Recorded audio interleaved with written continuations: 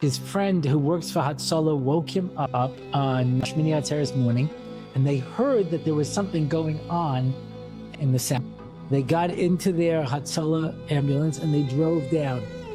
And they came to the Tzomet, and that was as far as they were allowed to go. And he said, but there are people being killed. He goes, you are a nice Haredi guy. He says, you're a nice Haredi guy. You drive an ambulance, take little from kids to the hospital who broke their arm, but you should not be in a war zone. You're not combat trained. And he said to the guy with him, I was not Mechalel Shabbos and Yom Tov to stand here. And he drove in past the roadblock. And they can trace all of the ambulances. And they said, come back here right now. And he says, I'm not. He said, then we're not responsible. And he says, I got down there and I was the only ambulance operating.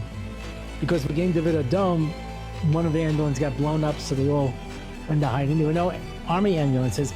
He's driving back and forth to the Tzomet with wounded people all day and handing them over.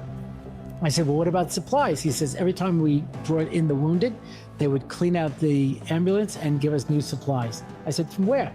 He says, we had a truck that came in with supplies from Hatzalah. I said, the government didn't give? No. Story after story of what took place over there, and such a story of courage.